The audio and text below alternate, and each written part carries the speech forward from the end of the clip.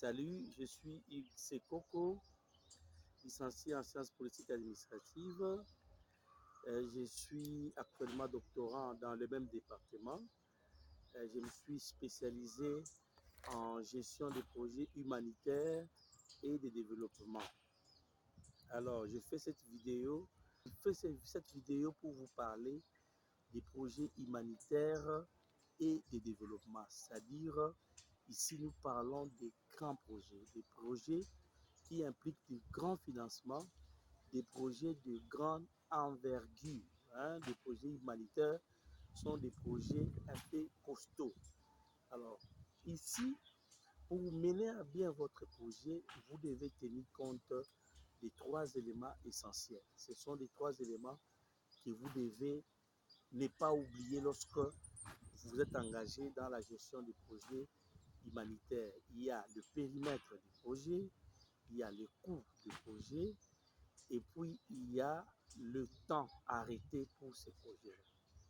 Le périmètre du projet, le coût du projet, et puis le temps arrêté pour ce projet-là. Alors, c'est quoi le périmètre du projet? Le périmètre du projet, c'est les produits, c'est les livrables, c'est que vous pensez avoir. Mais ce n'est pas seulement les produits, c'est aussi toutes les activités qui vont vous conduire à ces produits-là, les travaux, c'est ça le périmètre des projets.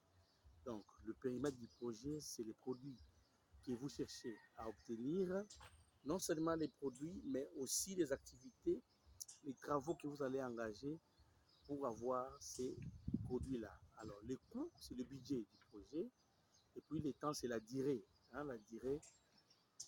Donc, ces trois éléments-là, vous devez les maintenir en équilibre jusqu'à la fin de votre projet. Vous devez veiller à cet équilibre-là si vous voulez faire un bon projet. Alors, comment faire maintenant pour maintenir ces trois éléments en équilibre?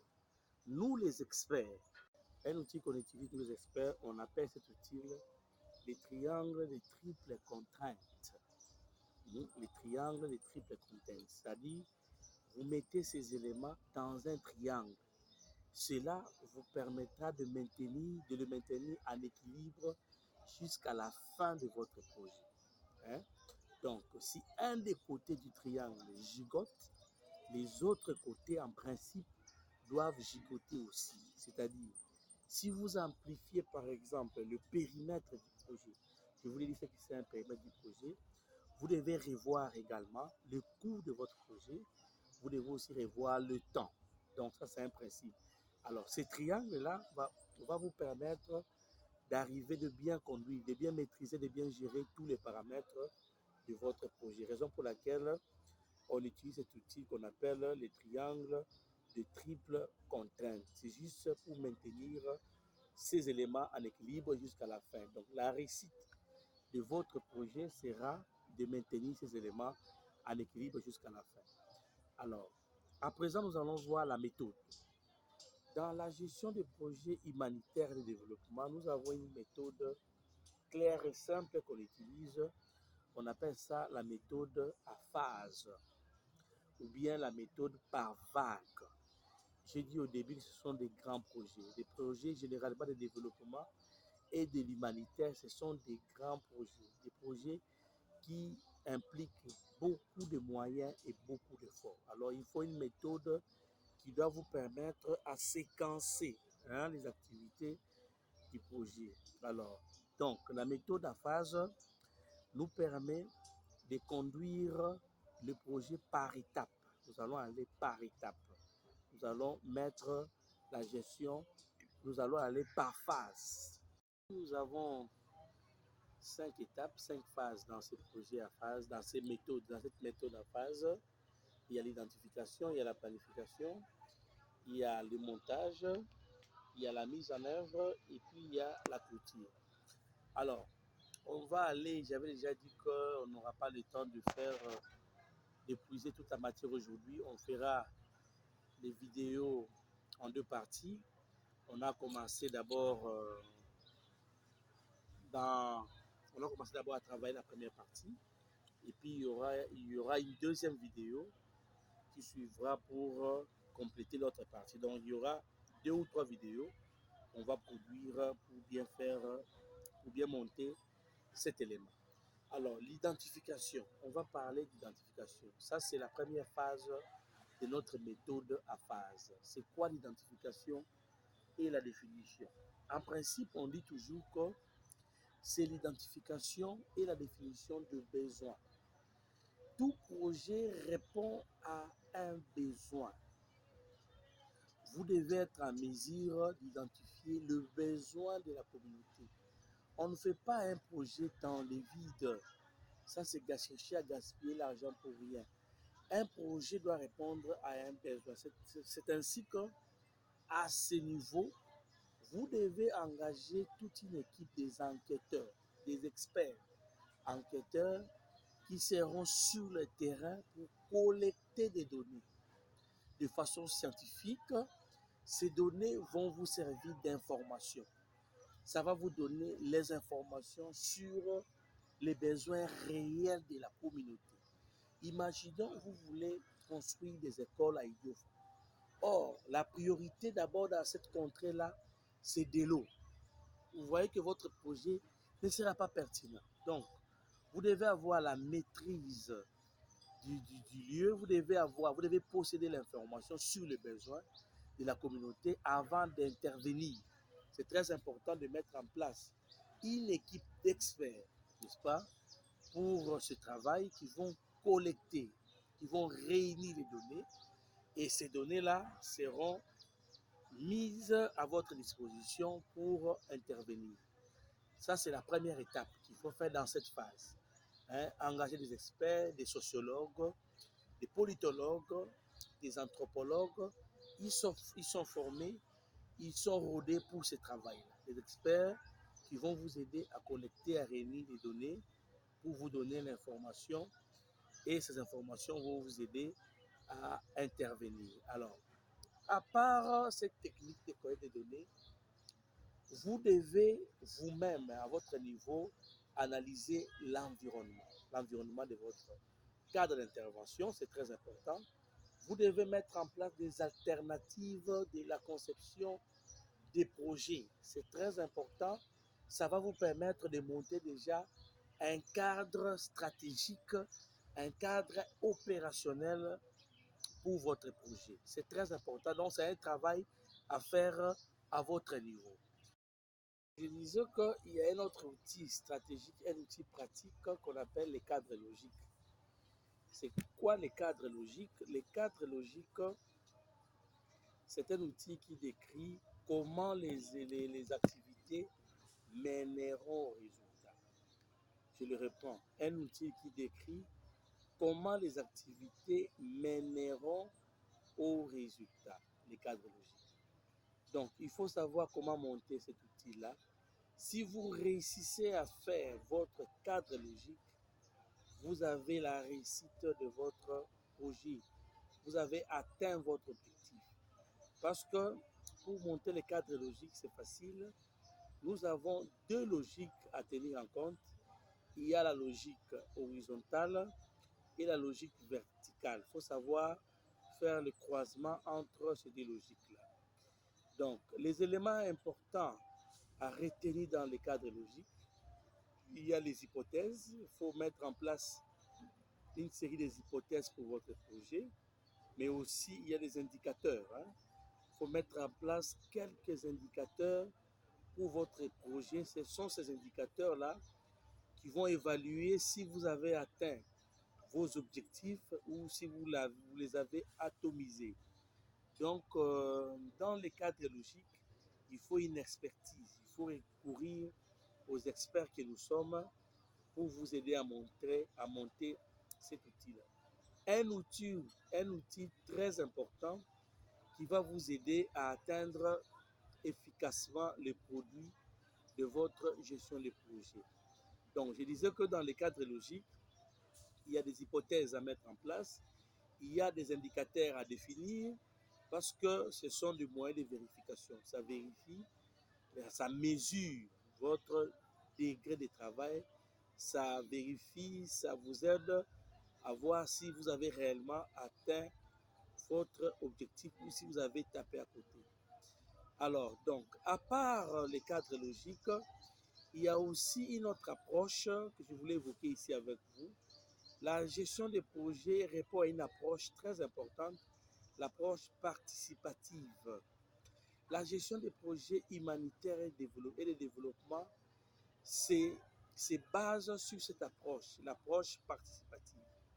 Il faut tenir compte de toutes les parties prenantes qui entrent en jeu dans votre projet.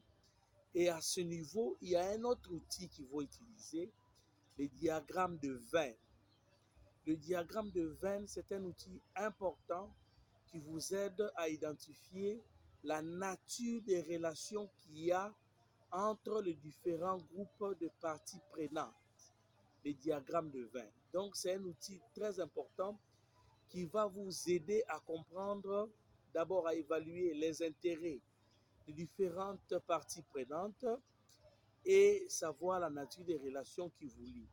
Et lorsque je parle de parties prenantes, je disais, ce sont des acteurs du projet, des personnes qui sont impliquées dans le projet.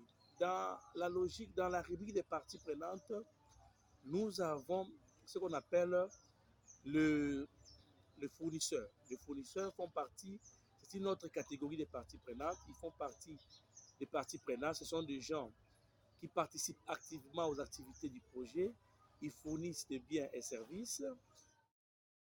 Alors, donc, à ce niveau, après avoir agencé tous ces éléments, c'est-à-dire vous avez collecté des données, vous avez mis en place un cadre opérationnel, vous avez mis en place un cadre logique de travail, vous avez mis en place un diagramme de Venn pour bien mener votre recherche. Là maintenant, vous avez produit à ce niveau une proposition de projet. Dans la première phase, ce n'est pas encore le projet proprement dit qui commence. Vous avez dégagé la proposition de projet. C'est avec cet élément que vous allez chercher le financement. Là, quand vous faites ça, vous n'êtes pas encore financé. Vous engagez vos propres moyens pour produire un bon travail parce que les donateurs jugeront de votre projet quand ils verront votre première phase. Si la première phase est mal établie, vous n'aurez jamais de financement. Donc là, on parlait de, vous avez déjà le financement, votre proposition de projet que vous avez concoctée à la première phase a été acceptée par les donateurs. Vous avez respecté tout ce que je vous ai dit, vous avez les financements, mais je voulais ici rappeler qu'il y a des organes qui financent aussi sur place ici. Pour votre projet, vous pouvez recourir auprès des programmes. Les programmes sont des structures qui gèrent plusieurs projets au même moment dans des domaines différents. N'oubliez jamais ça. Non, non. Voilà, donc, je disais que... Non, non, ça va. C'est bon? Mm. Alors, donc, ici, je disais que il y a des structures qui vous donnent des financements, des programmes. J'avais cité quelques programmes. J'avais dit que les programmes sont des structures qui gèrent des différents projets, peut-être au même moment dans différents domaines. Donc, nous avons des programmes tels que le programme des Nations Unies pour le développement, PNUD, le Fonds des Nations Unies pour la population, le Fonds des Nations Unies pour l'enfance, le programme alimentaire mondial. Ça, ce n'est que quelques programmes que j'ai cités, mais il y en a plusieurs. Donc, dès que vous avez le financement, vous commencez maintenant le projet proprement dit. Vous commencez maintenant le montage du projet. Alors, ça, c'est notre deuxième phase, le montage du projet. Qu'est fait? Là, vous avez l'argent, vous avez tout. La première chose à faire dans cette étape, c'est d'approfondir tous les outils et les techniques qu'on a utilisées dans la première phase pour dégager une proposition des projets. Alors, ici, vous allez justement ajouter les registres des risques. Vous devez établir un autre outil qu'on appelle les registres des risques.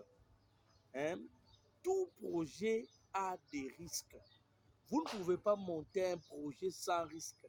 Ça, c'est du n'importe quoi. Tout projet a des risques et vous devez être en mesure d'identifier tous ces risques-là et de montrer comment vous comptez, comment vous envisagez donner une réponse, gérer ces risques.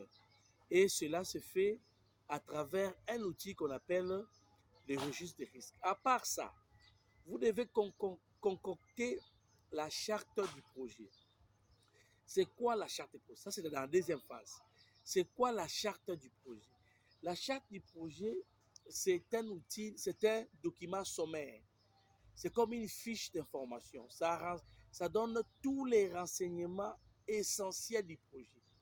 C'est un condensé, le résumé du projet. Donc, dans la charte du projet, vous dégagez l'essentiel de votre projet.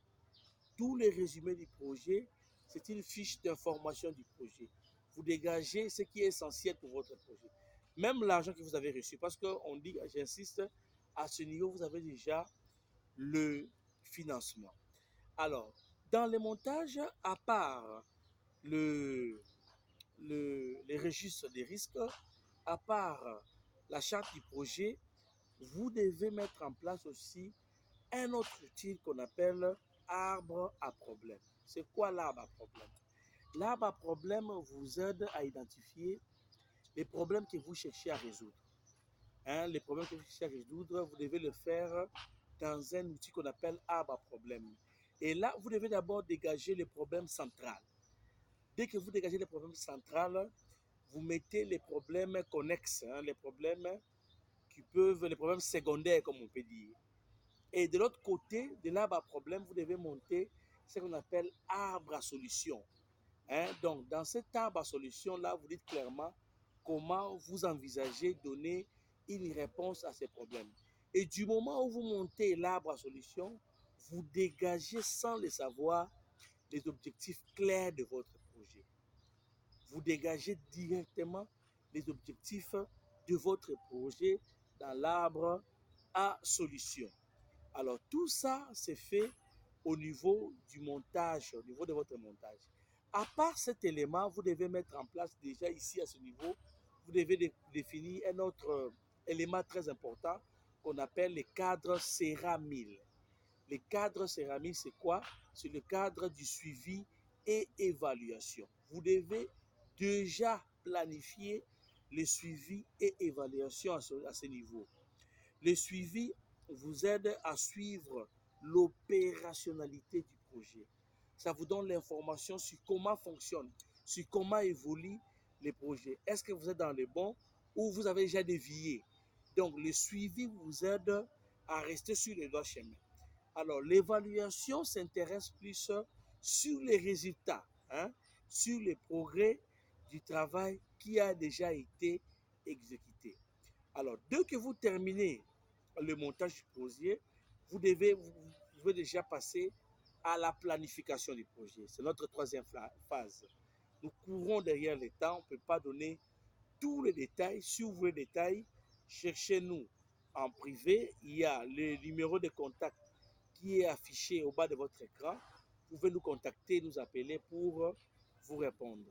Donc, la planification, c'est la troisième phase.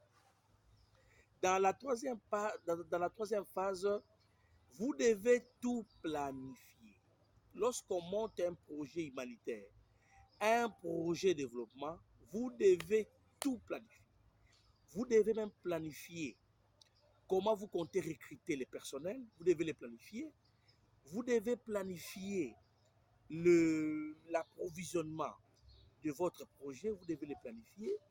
Vous devez planifier les calendriers des activités. Vous devez même planifier les responsabilités. Et en parlant des responsabilités, il y a un outil qu'on utilise qu'on appelle le diagramme RACI. Le diagramme RACI vous aide à partager à définir des responsabilités. Parce que dans une équipe de projet, si vous n'arrivez pas à définir des responsabilités, vous risquez d'atomiser votre projet. C'est très dangereux. Donc, dans le diagramme RACI, il y a des responsabilités à définir, il y a des responsabilités à faire et vous devez les planifier. Donc, dans la planification du projet, tout doit être planifié. Toute opération doit être planifiée. Alors ici, on utilise un outil, l'outil très important à ce niveau, on appelle ça l'organigramme des travaux des projets, OTP. Je suis en tant que doctorant en train d'écrire un article sur cet outil, l'OTP. C'est quoi l'organigramme des travaux des projets? L'organigramme des travaux des projets vous aide à détailler tous les projets. Ça vous aide à agencer les activités, à séquencer les activités et ça vous aide à donner non seulement les détails, mais toutes les informations concernant l'évolution de vos travaux. Donc, pour monter l'organigramme des travaux des projets, c'est tellement facile. Vous pouvez consulter, contacter les experts en la matière. Ils vont vous aider à faire ce travail. Donc, la planification, c'est une étape tellement importante. Si vous réussissez aussi cette étape, donc vous avez réussi votre projet. Si vous arrivez à tout planifier, vous avez gagné déjà les paris et vous avez gagné la confiance de bailleurs de fonds. Merci beaucoup. Je ne peux que me limiter à ce niveau. Il y a 2 étapes qu'on va approfondir prochainement. Il y a prochainement, dans notre prochaine vidéo, dans notre deuxième partie, nous allons parler de la mise en œuvre du projet et de la clôture. Et dans la clôture, nous allons évoquer la notion de durabilité du projet. Et donc, on s'est arrêté aujourd'hui, on a survolé parce que, vous savez, c'est l'Internet, on doit suivre la rigueur du temps. On est obligé d'arrêter là. Donc, sachez que on a parlé de la planification de la mise. Ça a été la planification de la mise en œuvre du projet. Donc, il nous reste la mise en œuvre du projet, il nous reste la planification et la clôture du projet.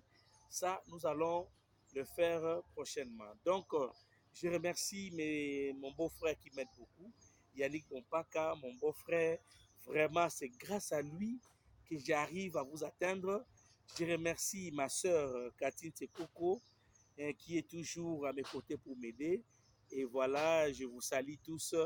Bon week-end à vous et bonne continuation pour suivre nos vidéos. Merci.